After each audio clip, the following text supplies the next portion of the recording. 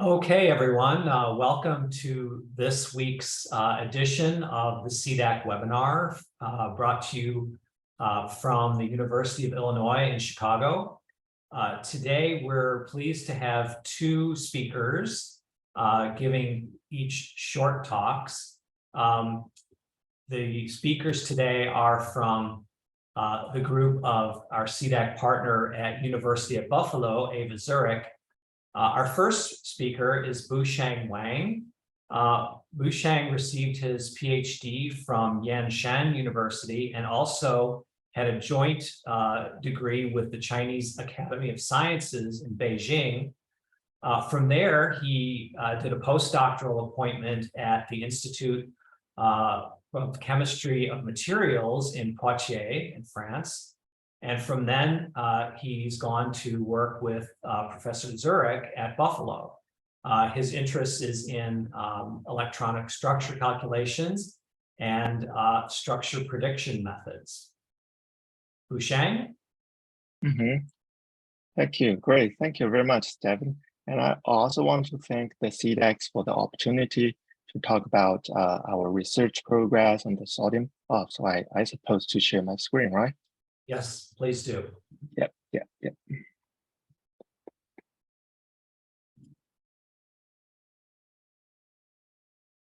I think everyone's supposed to see my screen, and I will continue. This work was done in the collaboration with Dr. Danae Posen from Rochester University LLE, also with my colleague Katie, Xiaoyu, and Eva. And today my talk will be about the topological phases of sodium on the high pressure and temperatures. And as we know, the high pressure alkali metals such as the sodium, lithium have attracted considerable attention due to their counterintuitive behaviors. The unprecedented structural complexity was observed in the sodium system on the pressure in the low pressure range below 100 gigapascal. The sodium will transfer from the body center cubic to the F center cubic with the increasing pressure above 100 gigapascal. New phase transitions were detected from the disordered phase CI16 to the OP8 and to the incommensurate host gas composite phase TI19. Besides the structural diversity, anomalous properties has been observed, such as the metal to insulator transition, high pressure electrolyte, and topological phases. The metal to insulator transition was confirmed in the sodium HP4 system at around like 200 gigapascal, and where the sodium crystallizing into the HP4 structure with the localized electrons in the lattice voids. And previous studies on the high pressure sodium are mainly performed on the static compression below 1000 Kelvin. And to explore the high pressure, high temperature solid state sodium, Danae performed laser drive compression experiments. And interestingly, besides the well-known HP4, there are two additional new phases were proposed based on the X-ray diffraction data in the intermediate pressure range named CI16 and the R3M. However, based on the calculated phonon dispersion with the imagined frequencies, which indicated that both of the proposed phase are dynamically unstable.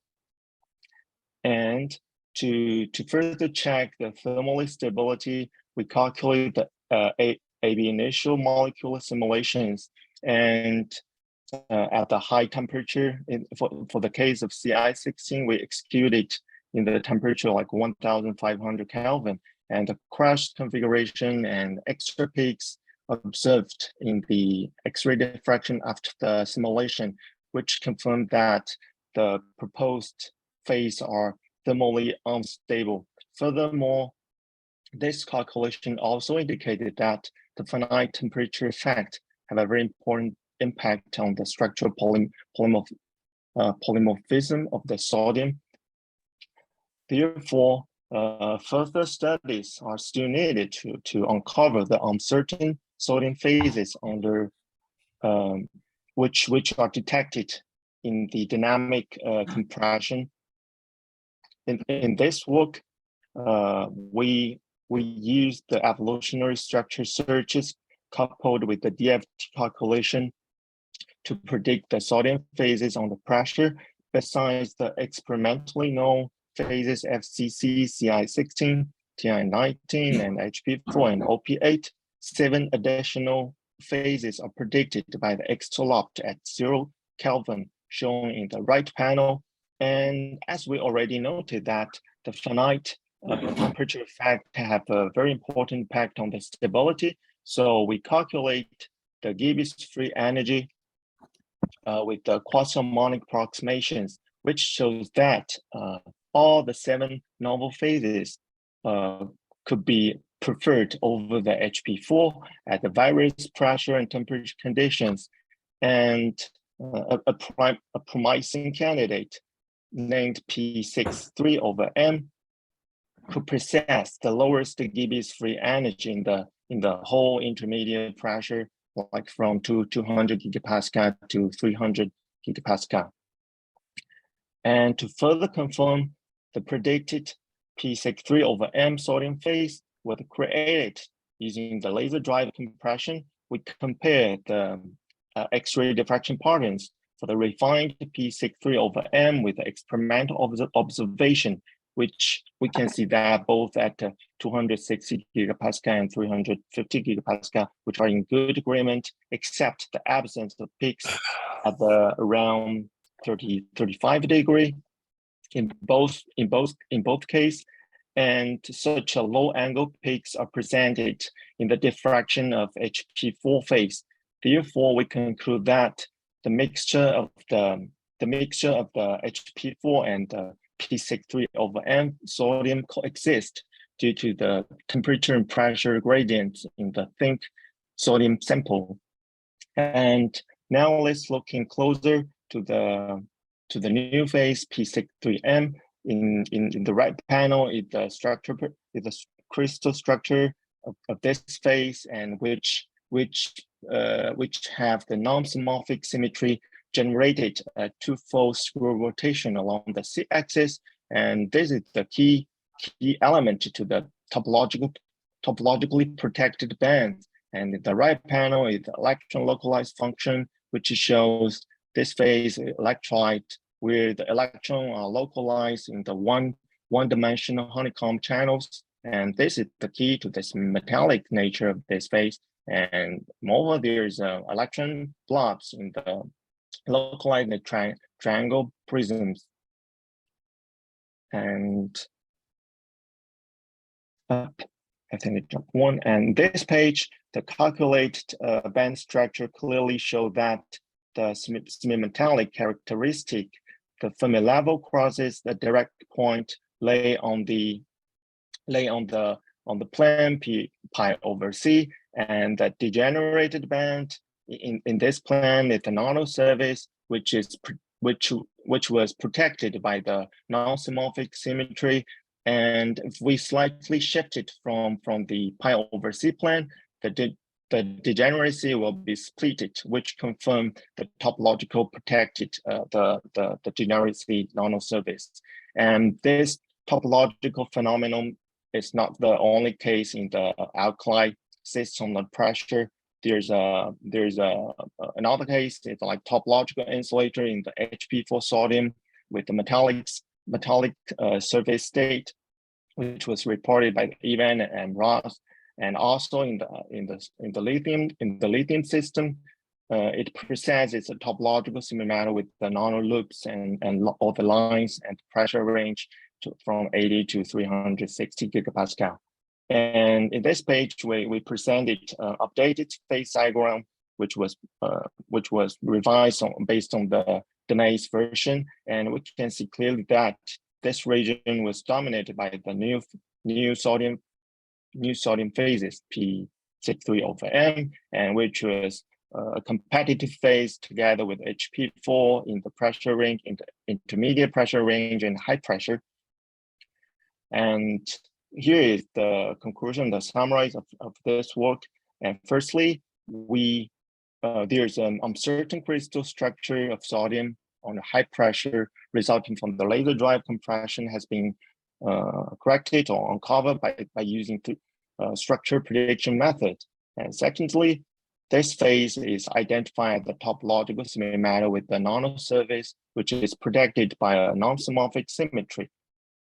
And non-clear charge localized in the channel and the cage with the P63 over M sodium, the electrolyte obviously, and this result give insight into the sodium structural complexity and the core chemistry under the high pressure. And that's basically all my contents. And I would like to thanks again to my colleague Katie, Xiaoyu, and Eva, and also our experimental collaborator Dene Posen in Rochester University. Yeah, thank you.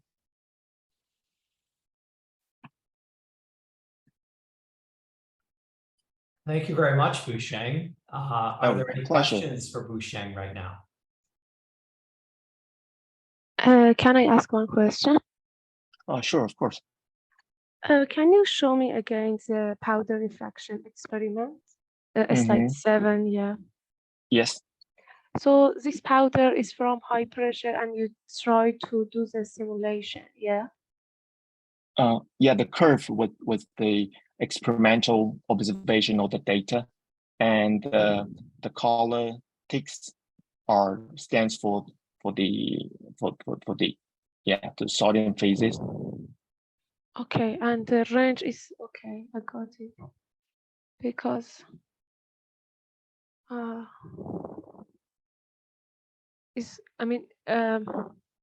because always when we do the high pressure experiments, the range of which we use is from 5 till 32, and now the range of experiments is different. Yeah. So you're talking about the range of the degree? Yeah. I think maybe it may depends on the wavelength. And did you check also the lower 2 theta? Because it's possible, because you have a P63 over M, and P63 over M is hexagonal, which it's possible you will have a more reflection in lower degree, yeah. Okay.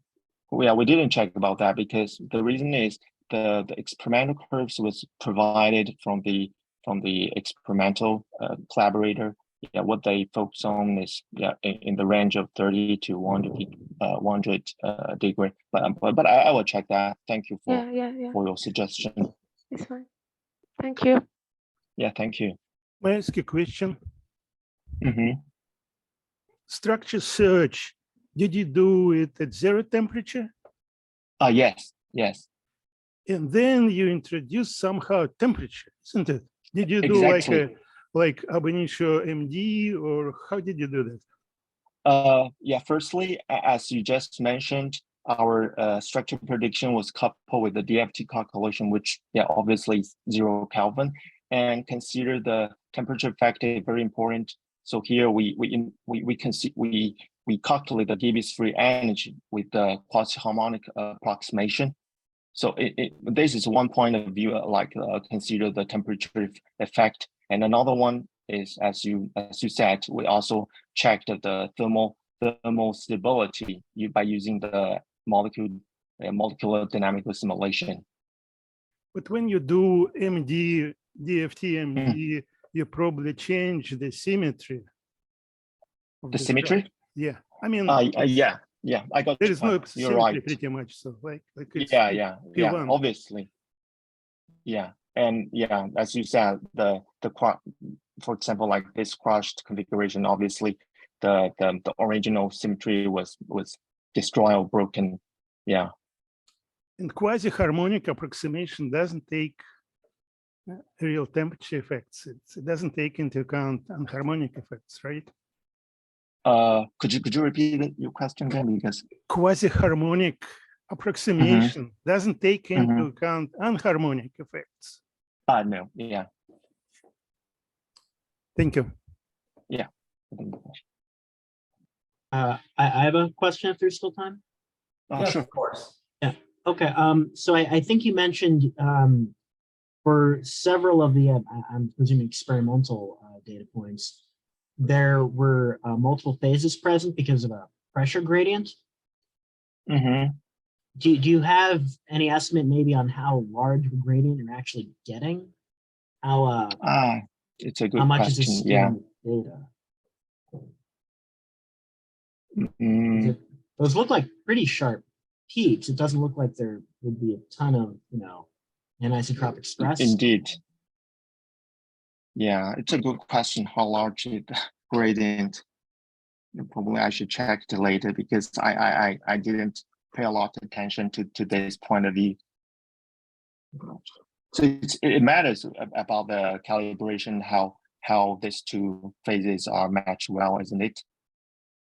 Yeah, because some of those peaks match very well. Mm-hmm. Okay, thank you for this question, for this suggestion. I should check it later. About how large the gradient. Thank you.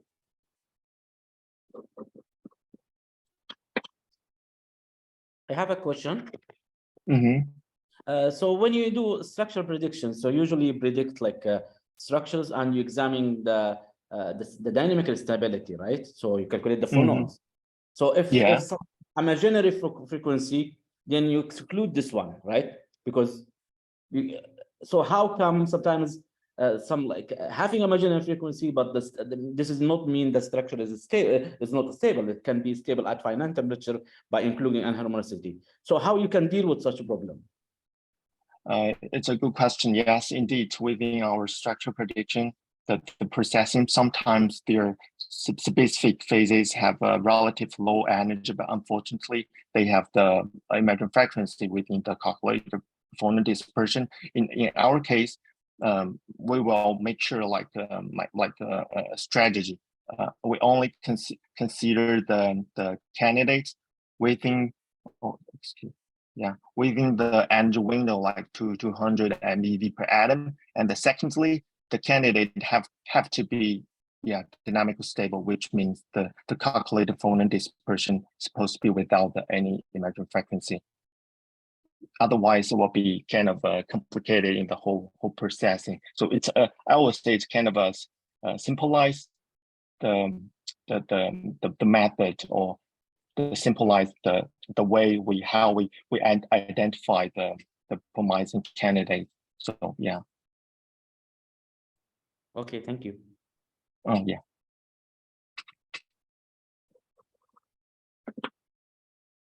Are there any further questions for Busheng? I would like to ask one last question, Busheng. Sure. Some of the students in our audience may not be familiar with the terminology topological nodal surface semi-metal. Could you explain that briefly for our audience? Okay. The nano direct point or nano point actually is the zero-dimensional band crossing. For example, in the case at the A point, we can see that there's a almost linear band crossing, and this mainly is the direct point. And the nano surface, actually we can focus on the latter one, like the surface. Actually, the surface is the crossing point extended along the kx and ky direction and forming a curve. Yeah, and both of the degeneracy is supposed to be protected by a certain symmetry, no matter if the crystallized or the others. So in our case, the degeneracy was protected by the non-symmorphic symmetry, which was described in the previous slides. The non-symmorphic consists with actually is two different type of the symmetry. One is the rotation, and another one is transition. Okay, thank you. Yeah, thank you. What are the sodium distances in that P63 over M phase at this point? Let me think. I didn't think about that, but I would say roughly like between around 1.7. I would say 1.7 angstrom in the pressure range, like 250 gigapascal. Yeah, if I remember correctly. Okay. Yeah. All right. Well, if there's no further questions, let's thank Busheng again for a fine talk, introduction to his work Thank you. that he's doing now in Buffalo. Thank you, Busheng. Thank you, Stephen. Bye-bye. Okay, our next speaker today is Nisha Geng. She received her Bachelor of Science in Chemistry from Penn State University and a Master of Science from the Rochester Institute of Technology.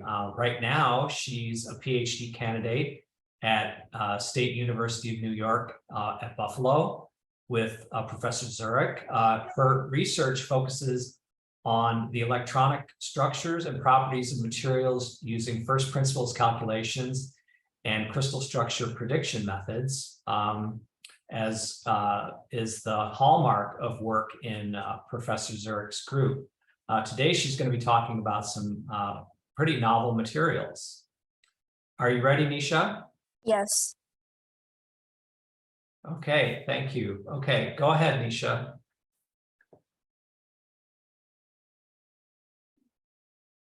Busheng, can you stop sharing, please? Oh, no, I'm sorry. This is Nisha.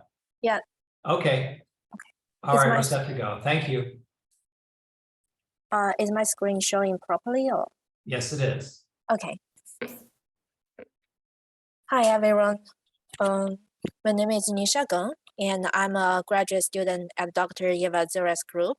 So today I'm going to introduce my research, the high temperature superconductivity in the XY-B6C6 systems.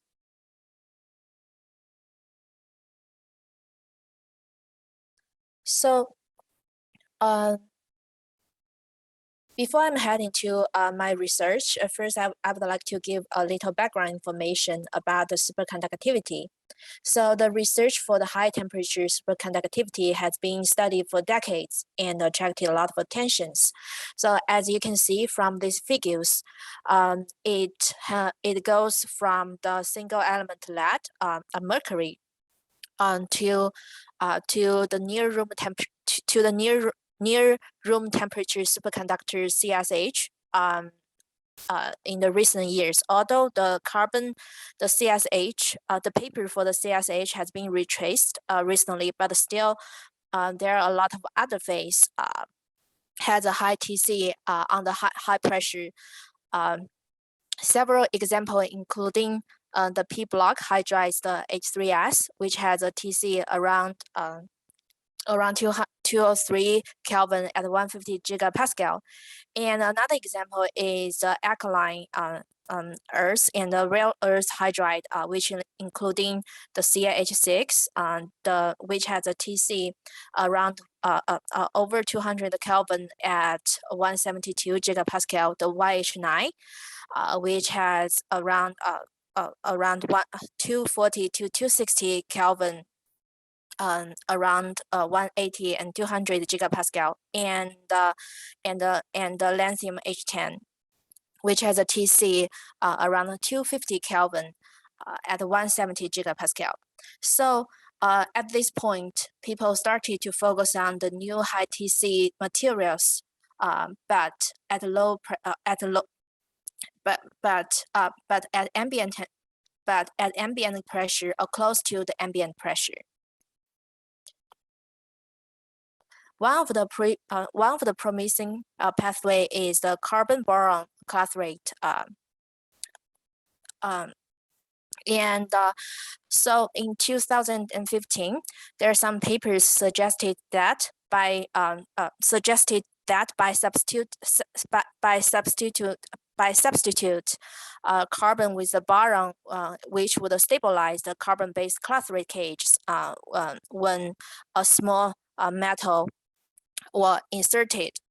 And since then, in 2020, there's one carbon boron clathrate with the strontium as the center metal was synthesized at 57 gigapascal, and it could still remain dynamically stable at ambient conditions, just like the diamond. And it has an estimated TC around 43 Kelvin at ambient conditions. So followed by these studies, there are two other studies, two theoretical predictions for these MH with these similar structures. One of them was replaced the strontium by the barium, and they found the TC could increase from 40 Kelvin to 43 Kelvin. Another study was replace the carbon by the silica, and they also used the alkaline metal into this boron carbon clathrates cage, and they found it would have a TC around 14 Kelvin at 1 ATM. So here comes to the questions: whether the replacement of the strontium by other element could increase the TC. That's the starting point of our studies, and why we're doing this research. There are also two other groups run the calculations in these boron carbon clathrate systems, and they replace the strontium by other elements into those boron carbon clathrate cage. Both of them find by replacing the strontium by two other different elements, such as the potassium, calcium, and rubidium strontium would give a TC larger than 70 Kelvin at 1 ATM.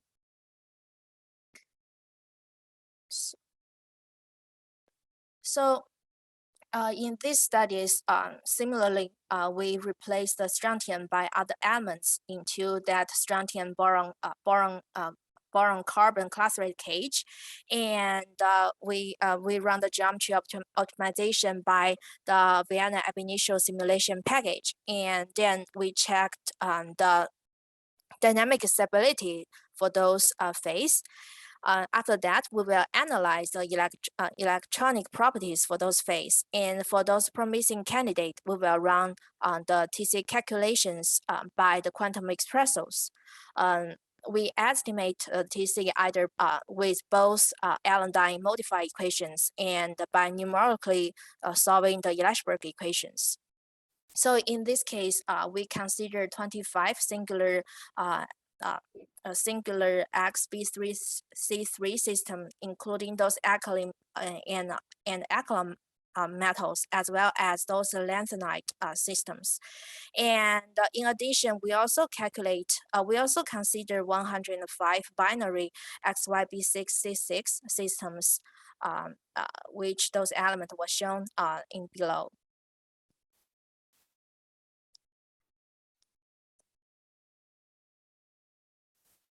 So first, we will look into the dynamic stability of those of all the considered phase at 1 ATMs. So in general, we in addition to the previously reported binary phase, we also found 19 new binary metal phase. And for those, 18 of them are the metals, and while one of them are insulators, which is the YLA.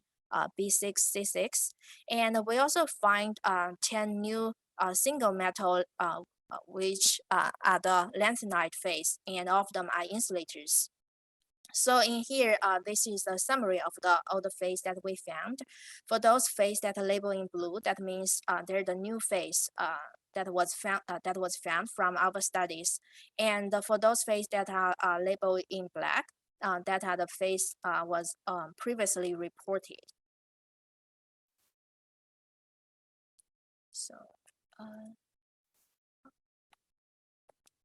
So In addition to the dynamic stability, we also want to study why some of the phase are stable, why some of the phase are not, especially for the phase that are located in the same main group. So we performed the chemical pressure analysis on the alkaline group at 1 atm. So for the figures on the left, the negative pressure were labeled in black, which can tells you if the items are too small for its coordination environment. And for those white spot, that represent the positive pressures, that tells you if the item is too large. So as you can see, for the 4 alkaline phase that shown up in here, the metal atom is all surrounded by the negative chemical pressures. However, for the magnesium, you can see the chemical the lobe, the size of the lobe are much larger than the calcium, strontium, and the barium, which could explain why this is dynamically unstable. And followed by the size of the lobe for those chemical pressure, we can see it also follow the trend for the stabilities. For the magnesium is unstable, and then for the calcium, the size of the lobe was decreased. So this would become dynamically stable at 1 gigapascal GPa, which I will call it as GPa later on. And for both strontium and barium, the size of the lobe wasn't that too bad. So so in these two cases, those two phase are dynamically stable at 1 atm. So in addition to the dynamic stability of those phases, we also study the density of state at Fermi level for those carbon boron chloride cage. So in this case, we found the density of state near the Fermi level has something to do with the oxidation state of the metal that you chosen.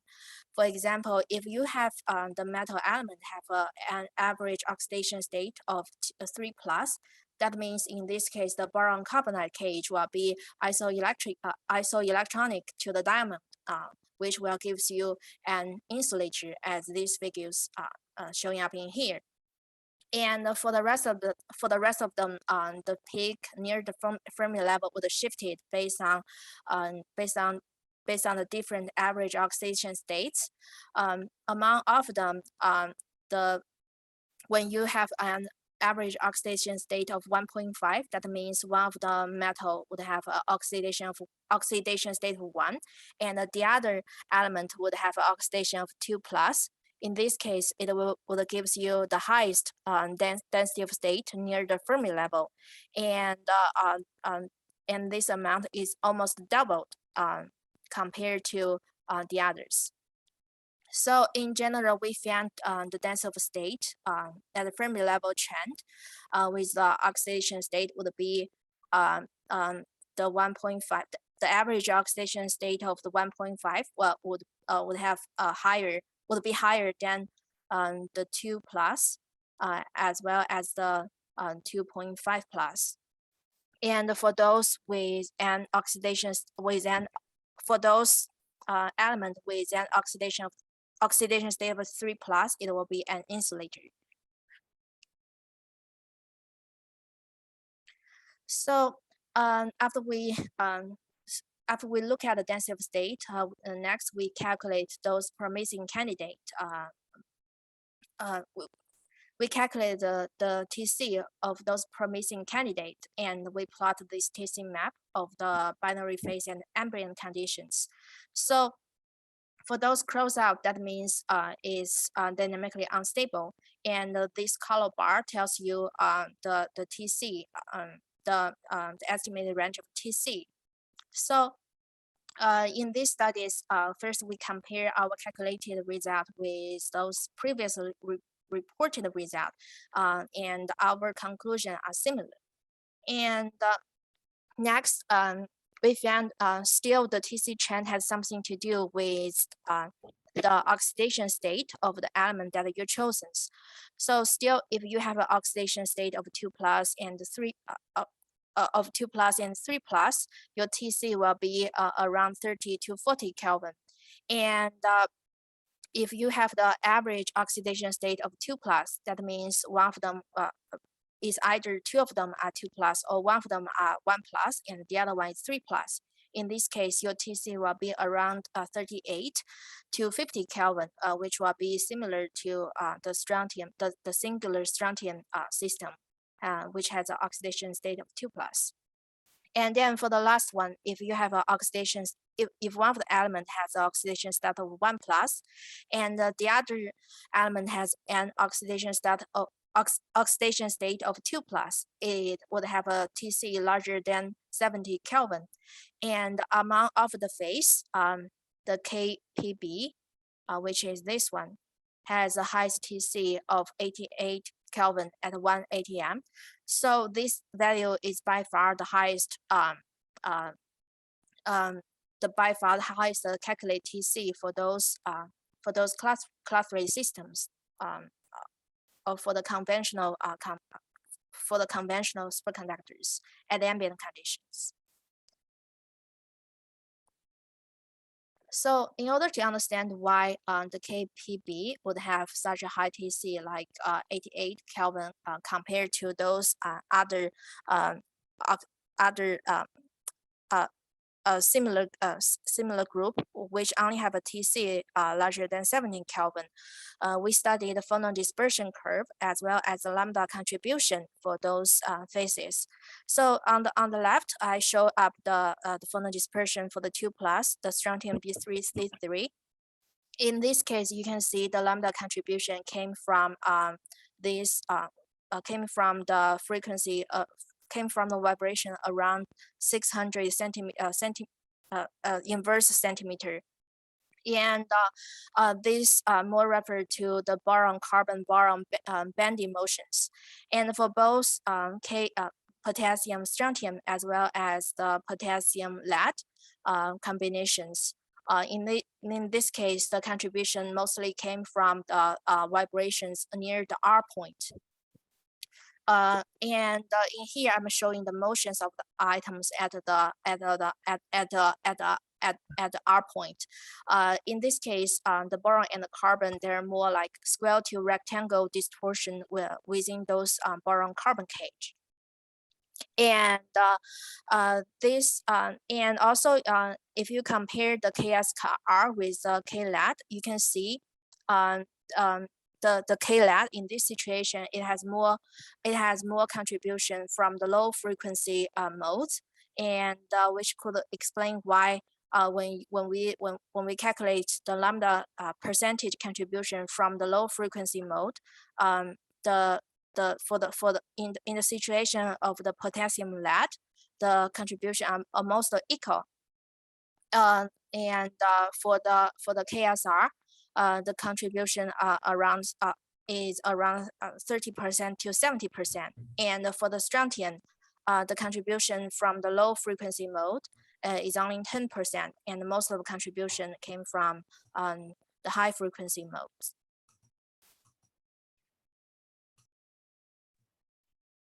So in summary, we predict 19 new binary metal phase, including where 18 of them are metals, 1 of them are insulators, and we also find 2 new single metal lanthanide phase and ambient conditions, while all of them are insulators. We also calculate the mechanical properties of the phase, and we found the Vickers hardness is around 20 to 29 gigapascal. And in general, we find the TC trend. We find the TC has something to do with the oxidation state of the metal that you chosen. So if you have an oxidation state of average oxidation state of 1.5 for those metal combinations, it will have a highest TC. And among all of them, the KLAD would have the highest TC around 88 Kelvin. at 1 ATM. So I would like to thank all my group members and our previous group members, and I would also like to thank our collaborators from the Carnage and as well as the Rockers. Any questions? May I ask a question? Okay. Yes, please go ahead. Can you say a few words, maybe some details about chemical pressure analysis you did?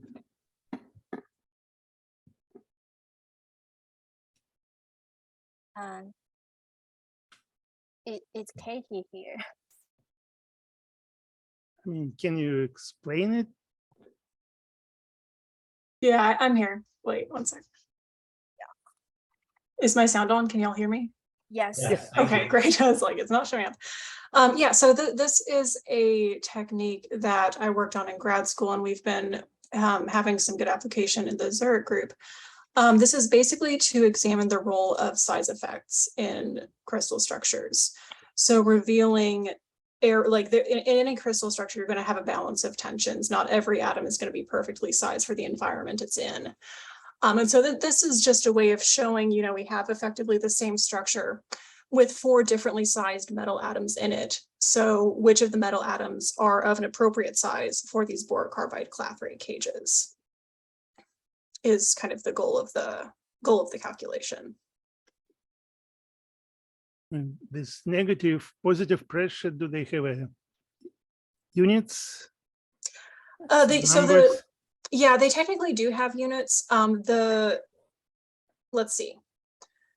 The inherent numbers are kind of meaningless in the real world. It's helpful for comparing structures.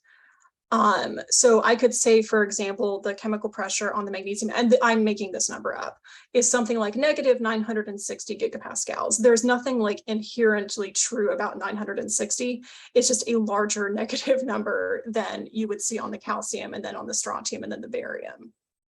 So it's more of a qualitative assessment. Thank you. Yeah. Can I say some comment about chemical pressure? Yes, please go ahead. Yeah, one important thing, because in case of chemical pressure, we have 2 effects. One effect of electron and another effect of volume. So when we talk about volume, it should be effect of the one molecule in the unit cell. But I believe that in this case, it's not effect of volume, it could be effect of electron. Because you can see Mg, calcium, Sr, and barium when you go in down part of the periodic table. So how we can recognize in this case that which will affect electron or the volume? Did you check it? So these are at least all in the same column of the periodic table.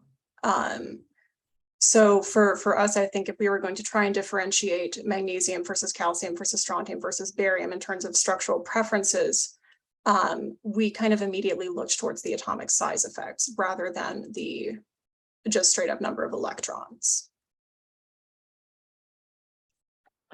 Yeah, that is correct. But now we have the effects of atom. Yeah, it's not effect of molecule, which we be able to talk about geometry. This is the, I mean, the inside the unit cell, we have some doping with the atom. It's not the molecule. So I believe that it could be effect of electron, not the volume. Yeah.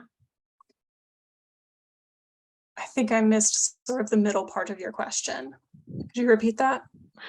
Yeah, I think because in this type of structure, we have a doping, and this doping is atom, it's not the molecule.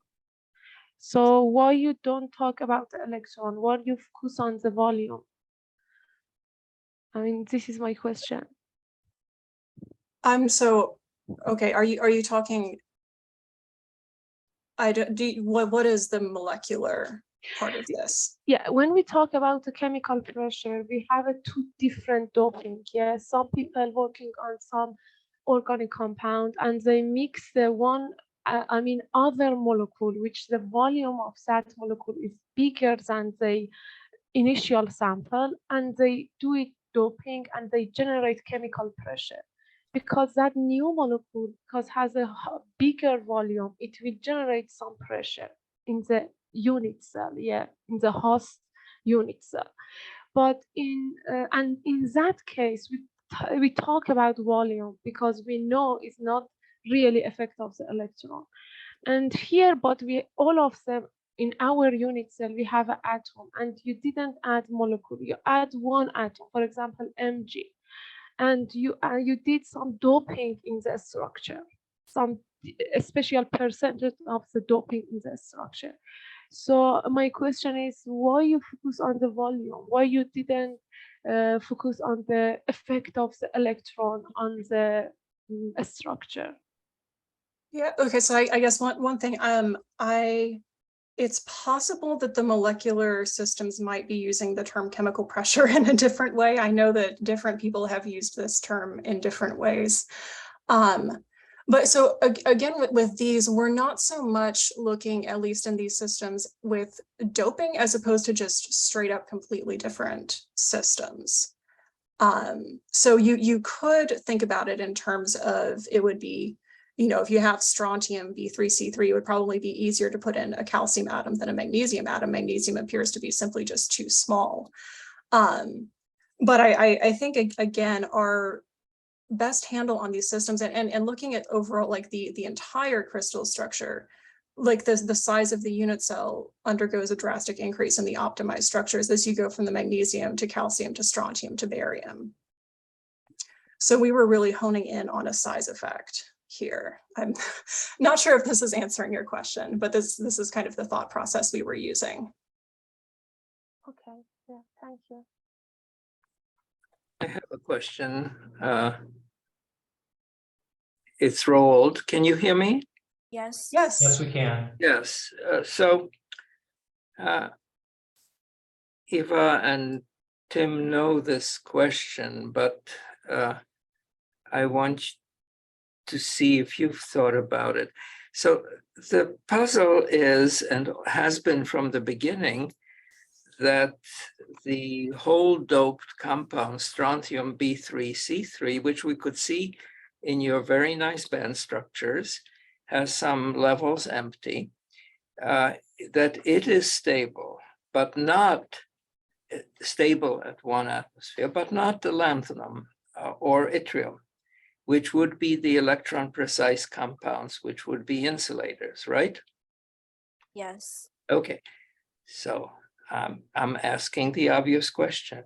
Maybe it's a size effect. Maybe the lanthanum and yttrium are too big and the strontium is just right. But you have in a periodic table a lot of variation. So have you asked the question, what other trivalent atoms, anywhere from group 13 or 15, or the lanthanides, which of them would be about the size of a strontium, since strontium seems to fit the Goldilocks position.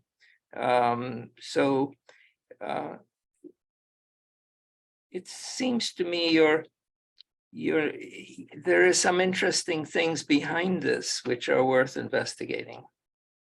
Have you looked at that question? What element 13, 15, or lanthanide has the same size as a strontium?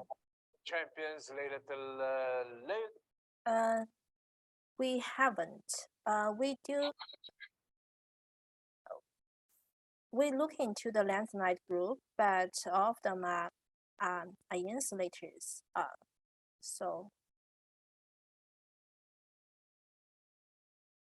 So we haven't considered those single systems.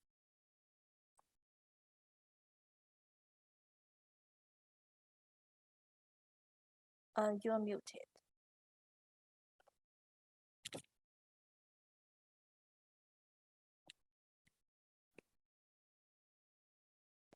Is there anything further on this question?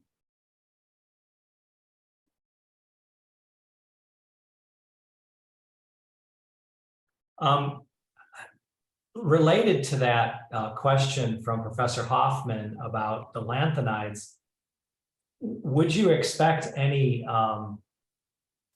interesting electronic effects from substituting elements with more F electrons, maybe not at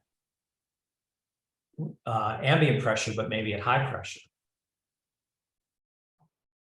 Yeah, we can look into that. Yeah, that might be something we will look into further.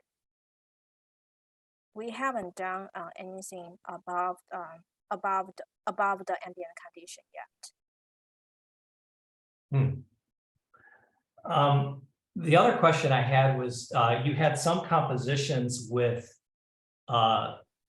lead 2+. Are you seeing any interesting structural effects in your calculated or your predicted structures? I mean, you might expect some interesting structural effects with lead 2+. Does your method pick that up at all?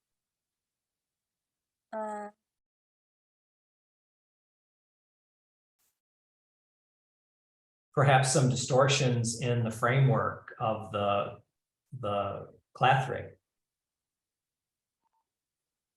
I think it has something. I don't have the data right now. We do look into the radii. I mean the boron carbon bond distance for different systems in our submitted papers, but we didn't find anything very interesting.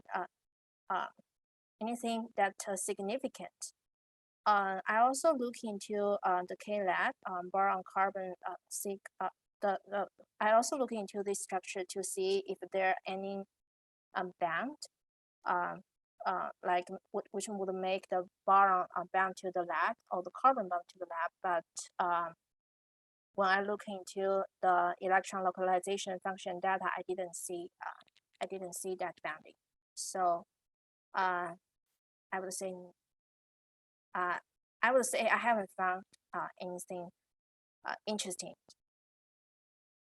Okay, thank you. In the structure, yeah, in the structure distortion involving that.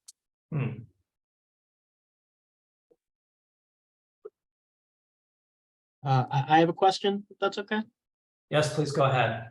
Yeah, so in all of your predicted structures, you have that table with all the predicted stable structures and TCs of all of them. How many of those have been made experimentally? How many of those have we actually, made in a lab?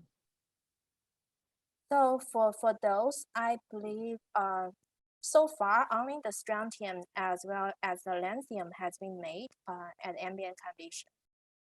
Okay, and how accurate are your calculations compared to the observed TC? Are they pretty spot on? Or? In this study, our estimate TC for the strontium is 39 Kelvin, and the experimental one is suggesting around 43 Kelvin.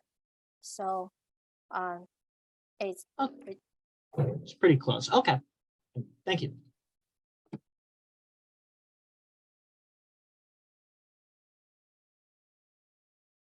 Okay, are there any further questions for Nisha? I have one. Yes, please go ahead. For the system related to what Lord asked, but for electron imprecise system, that is it possible that actually the lowest energy structure is rather like a sub-compound, such as like ordered Baker's compound?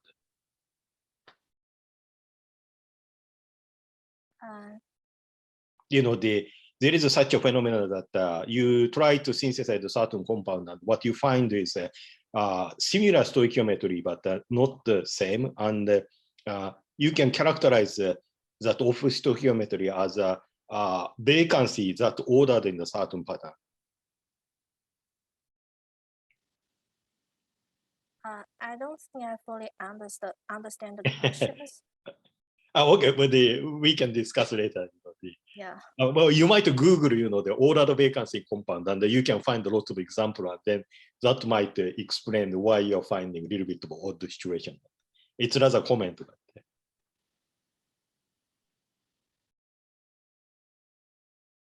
Thank you for the suggestion. Sure.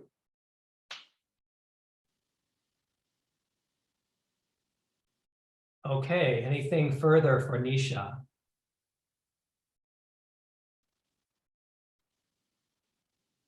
Okay, well, if not, then please join me in thanking Nisha for a fine talk today. And also, well, both our speakers, of course. And thank you all for attending, and we'll see you next time.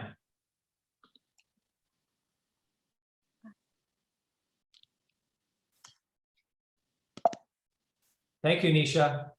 Yeah, thank you. Nisha. Thank you, Mushin. Hi.